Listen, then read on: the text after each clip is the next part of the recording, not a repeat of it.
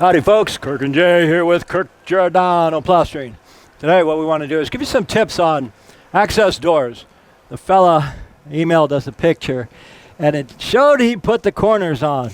And as we were driving over here, I told Josh, I'll bet you $10 he put the corners on wrong in their inset. Sure enough, we looked at it and this is what's going over this now. I've not seen one of these, but I thought I'd point it out.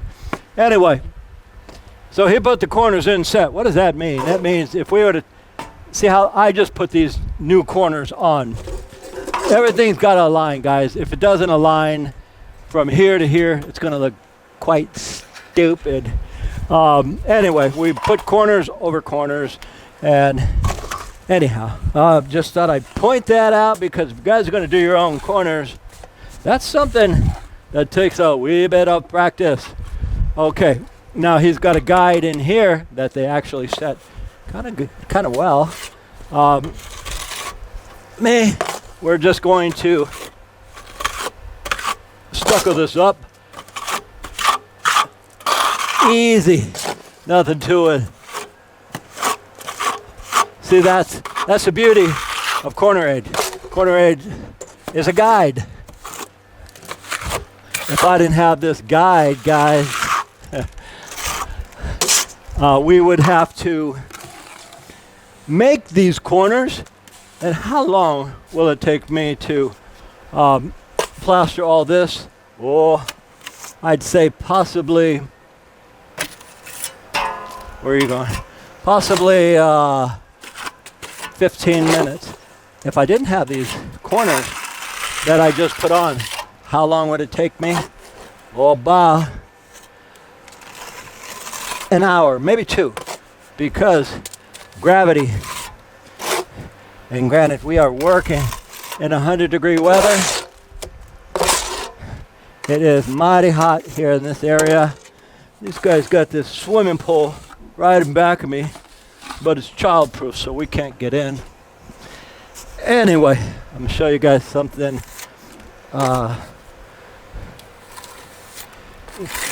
Again, if you're gonna do corners, guys, spend a little bit more time watching our videos on how we do corners, because that's what he said. He said, well, you know, I watched your videos, and your videos explained to me how to do them. I got here, I thought, no, you didn't. But we have a lot of videos where folks put the corners on incorrectly. Even with this guide right here, it wouldn't help it much. So what we have is this mud right here is regular Portland cement.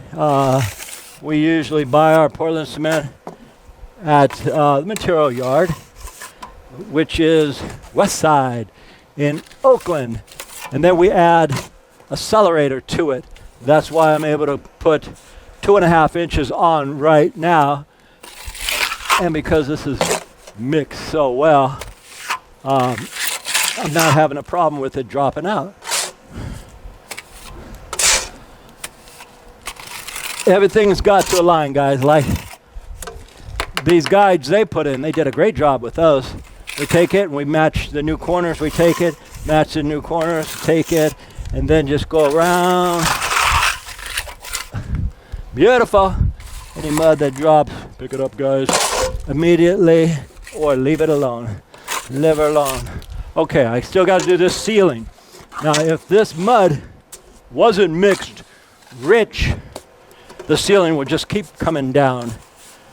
Let's see.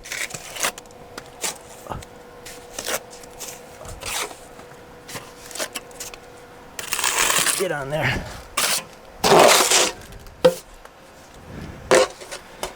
We want to squish it up there, guys. Get up there.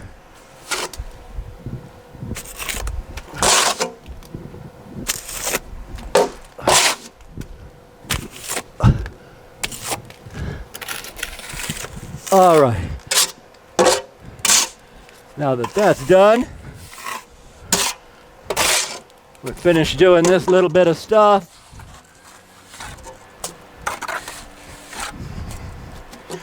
Okie doke. Blam.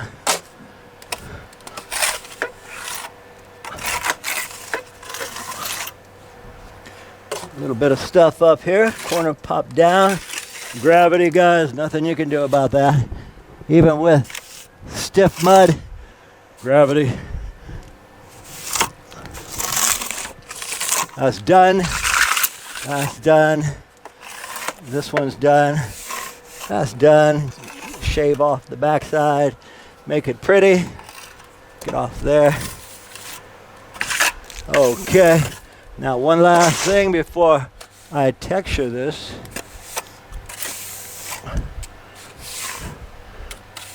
I'm going to point out something, guys, because a lot of you guys say, hey, man, I'm looking for Weldcrete. I can't find it. And I say, well, use Quikrete.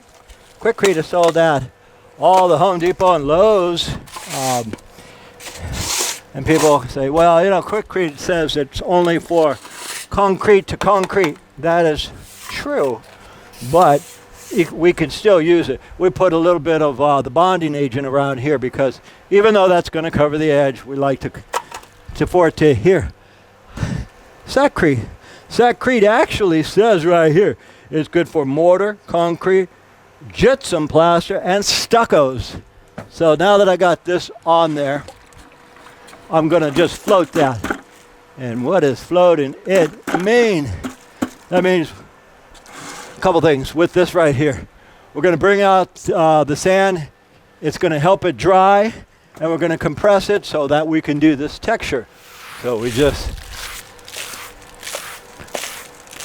take it from the bottom, feather it in, guys. Now this inside, I'm not too concerned about the inside, but we'll give it a float finish because we don't know how much of it is going to show. Float finish just means sand finish. And I'm trimming out the inside. Boom. Like so. Here. And again, we want to feather into it. We take the new, feather into the existing. So we feather into the existing, clean it up, and we are technically stucco is 7/8 of an inch thick, guys. But right here, we're about 1 inch to 2. And if we hadn't fixed these corners, this would keep dropping out. It would just drop out. We'd lose an extra hour. So I'm not even going to tell the homeowner that we did this. I'm just curious if he'll say, hey, how'd you get those the corners straight? Because I don't believe he knew how to do it. In fact, I don't even think he did this part. Anyway, with the accelerators in here and this sponge float, what that does is it opens. And when you open stucco, that just means you're allowing air in it. Say, for example, if I take this trowel and I steel trowel it like this, that closes it. It takes forever to dry. Who's the best? You are, Kirk. Anyway, we don't want it to take forever to dry, so we are opening it. This is on a cold day, guys. Say it's like 30 degrees. Hey, big cloud up there just covered up the heat for us. That's working. Okay, so we're almost out of here. This is just a quick fix, guys. The main thing on here is to show you guys, if you're going to do corners, spend a little bit more time on our videos, and you type in how to lath, how to remove a wire. What's up with this guy? Those wires will tear up a float, guys. If you got a nail in your stucco or a wire, get it out of there. This guy's playing hard to get. Okay, finally got it out. Because my sponge float hits that, it rips it. Okay, boom, there it is, there it is, there it is. now that we got all this done with fast setting stuccos, again, that's just Luminite. Luminite is an accelerator. We leave that alone. Now will their hatch cover everything? Man, I don't know. Let's see. Come on, guy.